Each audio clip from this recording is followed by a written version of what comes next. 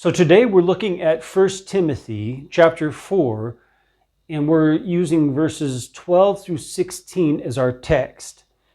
I especially want you to pay attention to verse 16, but there's a lot to learn from 12 through 16. I'm going to read to you first what the King James Version says from verse 16, and then we're going to read the rooted word, which is a translation straight from the Greek. King James Version, 1 Timothy 4:16. Take heed unto thyself and unto the doctrine, continue in them, for in doing this thou shalt both save thyself and them that hear thee. Now it sounds pretty straightforward at first, especially if you read it in the New King James, where it says, take heed to yourself and to the doctrine, continue in them, for in doing this you will save both yourself and those who hear you. Now this answers a question about why doctrine is important and why you really need to make sure that you've got your doctrine correct. Now, what we're going to find out is that the word doctrine is an interpretation. It's not a translation of what's in the Greek. So now from the rooted word translation, starting in verse 12, 1 Timothy 4, 12 through 16, the rooted word, Common English Edition, it says, it must not be that even one person is thinking down of you because you are new. But you must be causing yourself to be as a thing established by a thumping imprint of those persuaded in a word laid forth, in a twisting upward in firm behavior, in charitable love, in the involuntary breath of spirit, in persuasion, and in cleanliness. Until I am myself coming, you must be holding assertively to the reading that causes one to know again, to the calling from alongside, and to the instruction. You must not be lacking in interest in the deposit of cheerful graciousness in you, which is given to you through prophecy in the midst of a placing upon of the hands of the order of the elders. You must be taking interest in these things, since you must be existing in those things, in order that your chopping forward, which shines in advancement, may be existing in all things. You must be holding upon these into yourself and into the instruction, remaining upon them, for in doing that very thing, you will also save yourself and those hearing you. So now we have a firm context for this verse. You can understand now that when it says in verse 16, you must be holding upon these into yourself, that's talking about the character and behavior that is mentioned in verse 12, in a twisting upward in firm behavior. So into yourself is the same as in a twisting upward in firm behavior, and also in persuasion, and also in the involuntary breath of spirit. These are all into yourself, as well as charitable love. All of the things that are about you and the expression of this outwardly, the expression of the instruction that you have received, expressing it in your heart and outwardly. Let's go back up to the beginning. It must not be that even one person is thinking down of you because you are new. Now, I understand that it translates that as youth, but it might refer to youth as well as other things. It's just about being new. It's literally just new.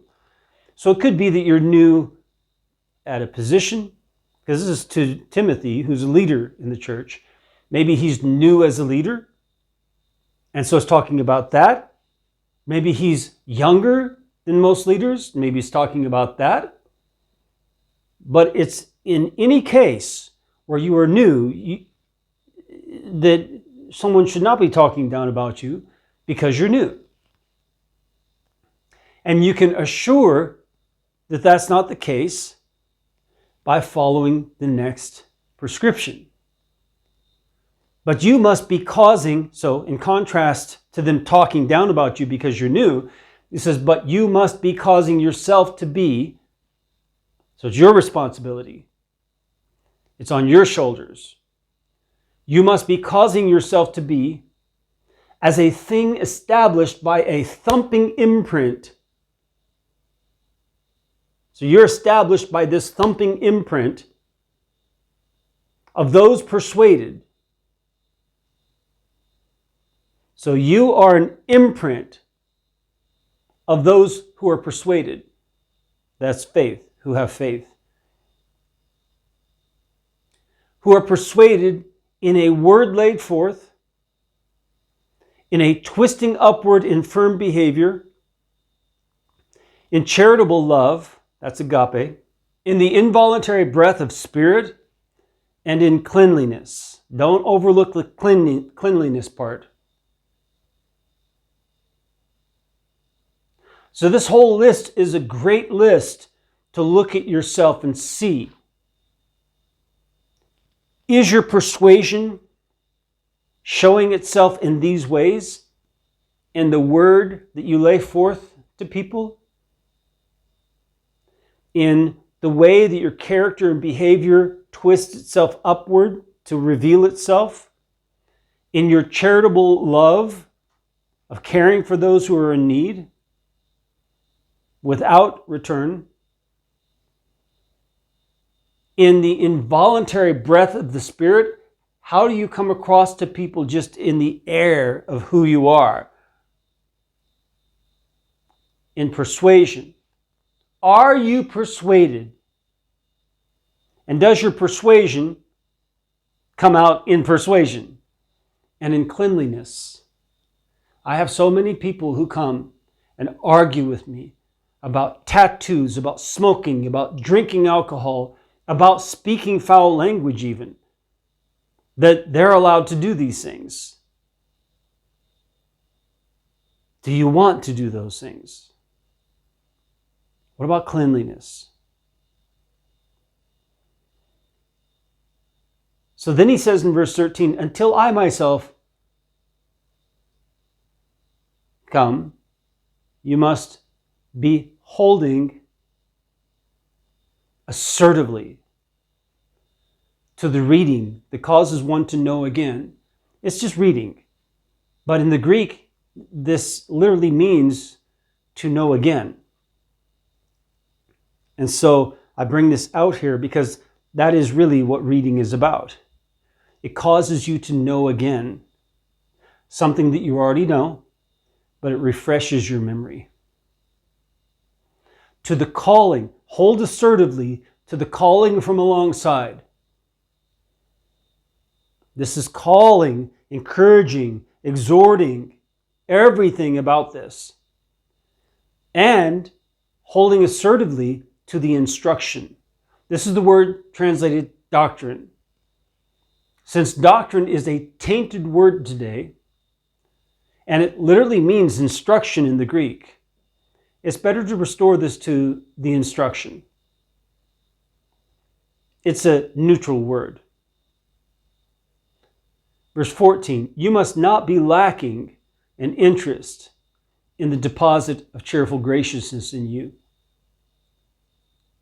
If you are disinterested in the cheerful graciousness which was deposited in you, if it was deposited in you, then you must hear Paul on this. You must find an interest in that deposit of cheerful graciousness in you. Then it tells how you got it. This is talking to Timothy, of course, but it could apply to you as well, which is given to you through prophecy in the midst of a placing upon of the hands of the order of the elders. Now, this is sometimes translated presbytery, but that has such a technical administrative feel to it that surely was not there in the early church. So we've just taken it literally as it says. It's the order of the elders. We have a group of elders in our church, the brothers, who manage the leadership of the church, and all of them preach. It's the laying on of hands. I've avoided that phrase as well because of it being, not only is it not literally what it says, it's close, but because of the baggage that comes along with that. In the midst of placing upon of the hands of the order of the elders, there was a prophecy, and through that prophecy, there was a deposit of cheerful graciousness in you. You must be, this is a command, you must be taking interest in these things. Why? He says why. Since you must be existing in those things, you must take an interest in them because you must be existing in them. If you must be existing in these things that have been mentioned, you must take an interest in them. Why? Like a little child twice. Why?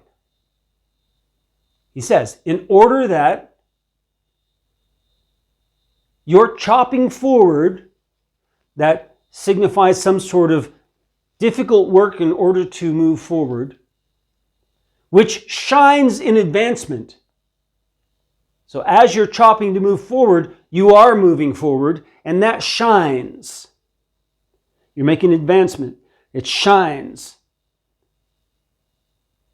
In order that your chopping forward, which shines in advancement, may be existing in all things, meaning all things that you do, all things that you impact, all things that you affect.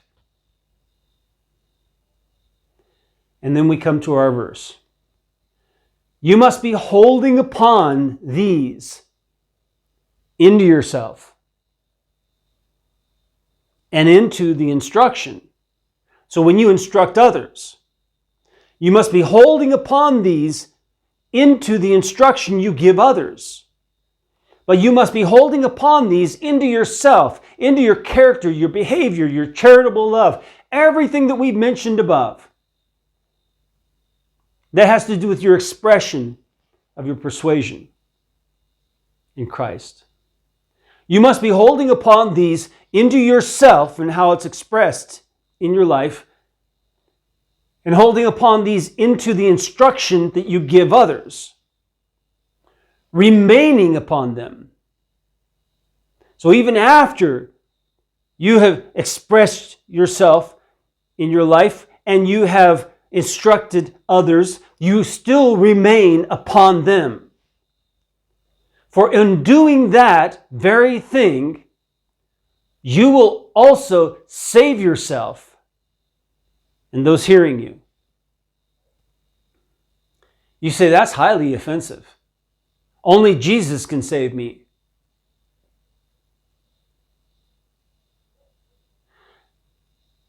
That is highly offensive, what you think and say in those regards. Because this is not my word. This is God's testimony to you. And if you do not believe it, you do not believe God. If you have a theology that excludes this, you have a theology that excludes God. Shame on you. What are you going to do then? Who's going to save you? You say that you're saved by Jesus alone, and yet you exclude God by your theologies that exclude His testimony. What salvation is left for you then? Certainly not Jesus. If you exclude God, you exclude Jesus. You don't have the Son without the Father. You don't have the Father without the Son. How will you be saved then? That very notion, in light of what's said in Scripture, forbids you to say that it's only by the death and resurrection of Jesus that you're saved. And you're going to get angry with me about that. You're going to run away. You're going to turn the video off and flee. Go then. Go. You do not want to hear what God has to say to you that's written right here. You don't want to hear it. Look, if you don't believe what I've given you as a translation, I will read from the King James Version, Authorized, 1611. For in doing this, thou shalt both save thyself and them that hear thee. You will save those who hear you as well. You'll save yourself and you'll save those who hear you by doing this that we've just read to you.